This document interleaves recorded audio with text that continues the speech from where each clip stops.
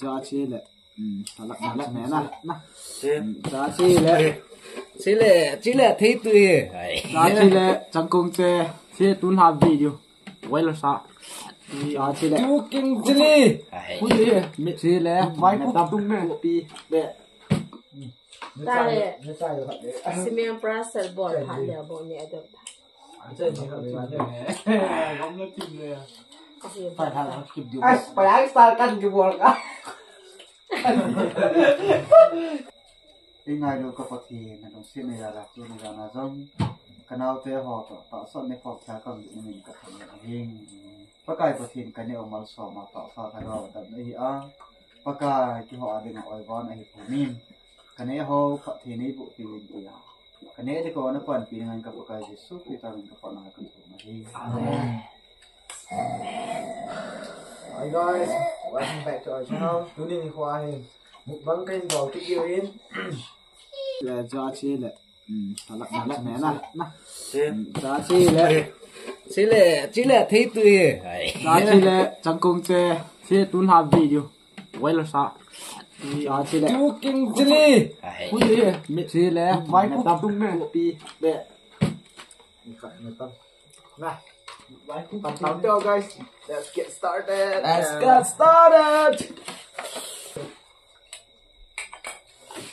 Last and the final.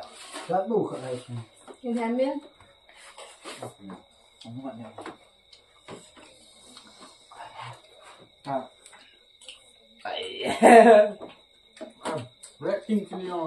Thế là chuyện này. Chị bảo xạ cái này lâu đi bộ về cái này sau em tôi em mình coi đến cái tiếng anh em còn phát cái này.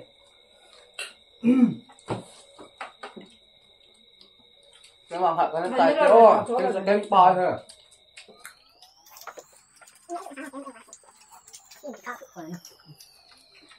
Nè, cái gì này khát ông mình. Bữa nhà thì một băng xoay hết. Itu sih dah man saya nanti kan bunga hen saya anh bên nhẹ sợ là chú lệ có mặt tôi con nhà mà là hen sao từ tại nhẹ sợ hen cái lối họ thay lên nghìn tí mà ngày quả tôi khen gì những ngày lệ anh hôn chưa hay lệ là nó không được tôi lên một cuốnแต่nó ngại hen điểm non chỉ là sao tay ngày lúc này ta hồn chỉ riêng bên mặt là quả tôi sẽ lên ai chúng ta cần nhẹ đuôi last round đúng rồi thôi Đúng rồi, mà tao cũng hoàn nhẹ được chứ.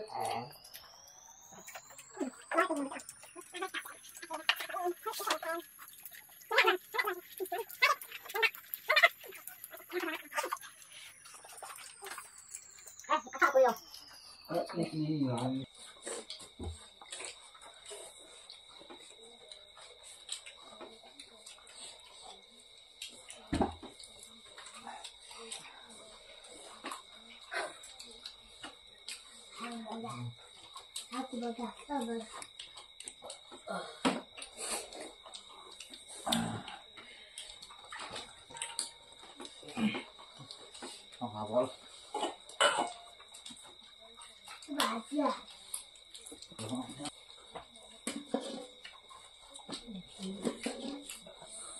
Bắt đi cái voi giống như cả thế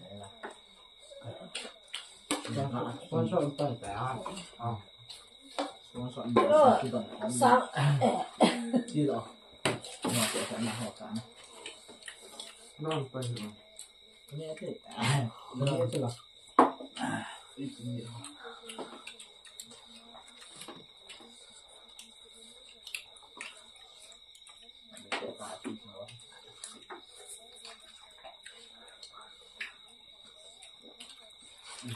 con thải á cái kim thị của mình ở địa chỗ mình nhìn nhé để xem lại có những chuyện nha anh em xem vậy rồi cắt đang chúng sẽ là Chúng hoàn toàn có gì thì có đủ rồi được cái xô đấy không phải là nổ độ thể lâu rồi đã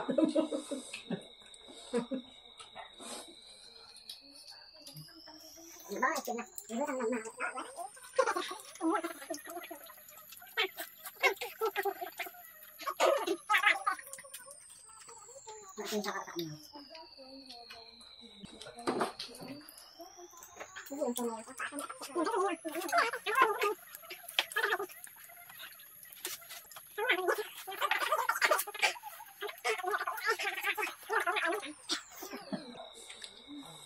hại hết. Đi kêu kim hoa cắt quay căn nằm nổ lẹ. Ông đầu tiên bị ôi cho nó.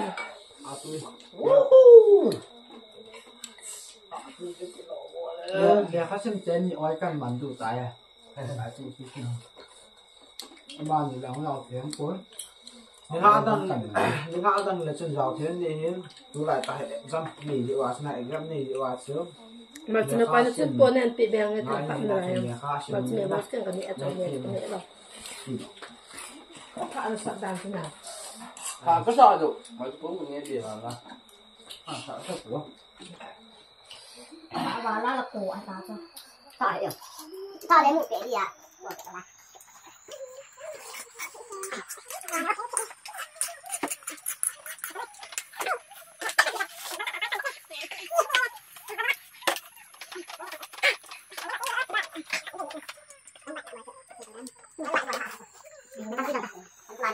Nó sang chưa đâu được cả. Lắp cài của lo này xong bây giờ lại lật bả nó thường nó lắp họ rồi là cái dần này ôi cái chuyện là vui để làm tự đòi mày thật đấy cũng biết không cái lần như vậy mình mà cái thì nào cái anh cái cây mình đã làm cây gì tạ con khác tay tay con khác lẩu cho con khác nữa đây cái tròn này cùng khác thì là sai cả rồi cái tròn nó hấp rồi bao nhiêu nhám đây ôi sao vậy bè là quay cái tàu Karena kan Kak Maka nggak ada touch. mà ấy yêu ơi mà cho mấy ai cần tiểu hiện nào tuy nghe sát sung nào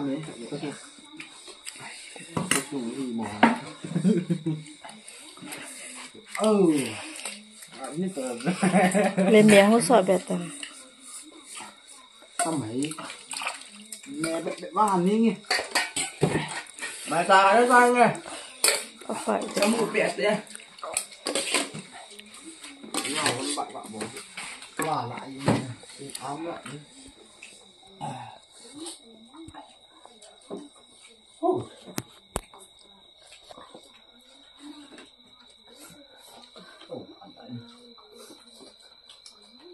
Vụ việc khách thầm nó cái ta sẽ làm nào?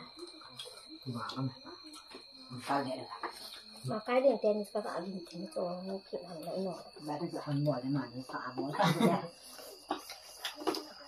Điều cái này đã bị thành cả. Dùng lắm đi em. Có ngoài đâu. Mình nhé đi tìm nhẹ tất cả nó được. Đi mà tìm mắt mình chạy cái này. Cái làm cái là cái. Ba cái sợ cái này. Rồi, kéo được chưa? Cái một cái đai vừa có cái. Nó có cái này. À, nó rồi. Sao nó làm này?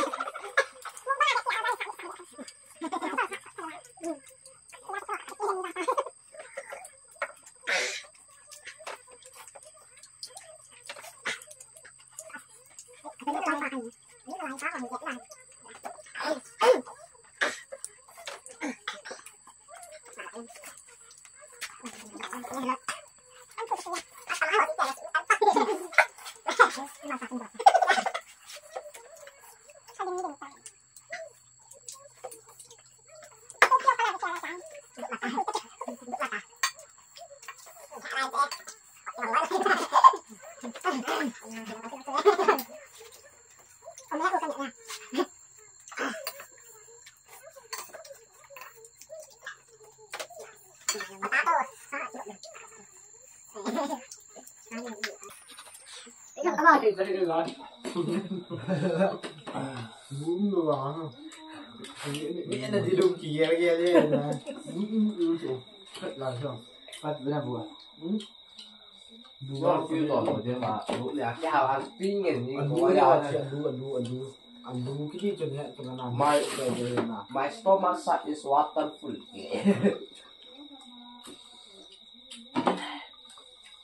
Me before food eating many puri and many stomach inside my puri. No na many dollar many trillion. Samosa making momo Samosa making and suddenly momo happen. Wanda unnecessary. Momo chuyện rồi. Suddenly samosa Momo making suddenly samosa happen. Abang quay đó. Wanda unnecessary. Sao tôi nhìn khen nghe không cái lợn. Abu tại bao nhiêu sáu tên nó phải. Tại nó sai rồi vậy. Simeon Brussels bột hạt lửa bộ nhẹ được. Chơi gì vậy bạn nhỉ? Không nhớ chim rồi. Phải thằng nó kịp điều. Phải ăn sao canh cái buồn cả. Có nào cái sọ. Có đấy. Cái lọ mỏ. Chỉ lại cả. Ít giòn thì thả lửa nhẹ kịp. Chỉ lại cả sao sao? Tâm tí đi ổn. Mùi cái lọ ăn cái con nó không cử cái nào. Cá thôi. Đập tí luôn thì qua cái bằng nhá. Chỉ là cả đã hạ lời vào tí bên đây mà. Cái bạn Hạp này. Thế là ở cái bạn này tầm. trong ngàn như này. Ở cái ngàn này, ở cái ngàn thì Chẳng ngán đấy. Mấy trăm triệu vào nhá. Chi thì tôi tới chứ rồi nè. Hình cái độ tăng này. Tao vào chỉ lắm tiền là chỉ lúc nào sling cái chỗ cái lồ lều bao. Chiều mày này. Đấy kìa. Bó là căn nhất trình sẽ này. Đi bùng gì Tốt xem. Thôi gì? Các bạn nhỏ trên này phải gì vậy? Chị nghe tao hỏi sponsor boss mà hỏi sừng mi chứ. Phát tiền bộ tao phải o. Cái mà cái sĩ thì phải là nhẹ lắm bằng vào gì? Cái này này về yêu sĩ. Chị là quả tôi kênh sĩ về. Chị mà sắp bén hiện là gì na dù một băng cái thiết bén lỗi na. Bạn đang cái ball đi hết. Sáng hỏi ta nè, đi cái lỗ mấy thì ông này.